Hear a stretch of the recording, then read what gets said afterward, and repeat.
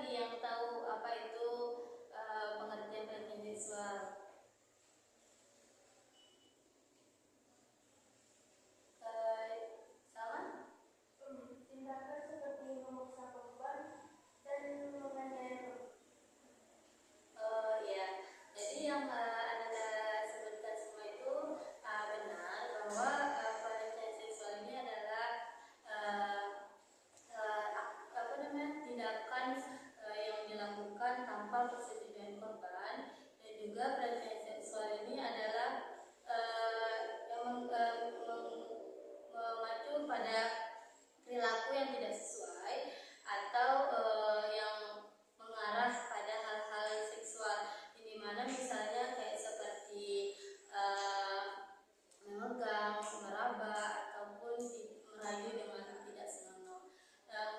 Kondisi ini juga sangat berdampak serius pada kesehatan fisik hingga mental seseorang. Dan juga pelecehan seksual ini juga dapat menurunkan kualitas kehidupan pada seseorang. Nah, itu kan dari pengertian pelecehan seksual. Di sini ada Ananda, ada yang tahu apa penyebab hingga terjadinya pelecehan seksual? Siapa? Ayah kepada Sri? Pertama pergaulan bebas, kedua kayak kurang perhatian orang tua. Berarti pergaulan bebas hingga kurang perhatian orang tua ya. Siapa di sini lagi yang tahu apa penyebab dari pelecehan seksual? Alam, apa yang kalian tahu? Apa dari penyebab pelecehan seksual ini? Penyebab pelecehan seksual itu karena faktor lingkungan. Ya, faktor lingkungan ya. Jadi yang Ananda semua sebutkan tadi itu benar sekali.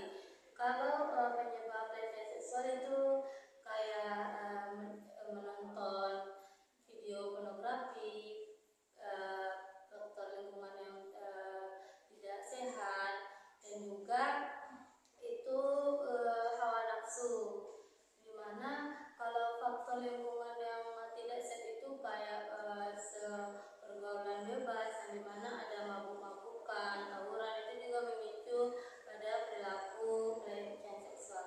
Dan juga dengan sering menonton video pornografi, dimana itu juga karena sering menonton video-video yang tidak pantas itu, ia ingin melakukan perbuatan itu pada seseorang. Dan juga hawa nafsu, dimana kalau hawa nafsu itu yang tidak terkendalikan dan tidak tersalurkan, juga itu dia ingin melakukan perilaku tersebut kepada seseorang. Kan kita tahu nih apa penyebab dari pelecehan seksual. Mau tanya lagi, bagaimana cara menangani pelecehan seksual ini, yang ada Anda ketahui bagaimana menanganinya? Ya, kepada Alam. Kita harus menjaga diri, Kak. Oh iya, menjaga diri ya. Kita harus berpakaian tertutup, Kak. Iya. Jadi siapa lagi yang tahu bagaimana cara menanganinya? Dia memberikan edukasi. Lalu siapa lagi?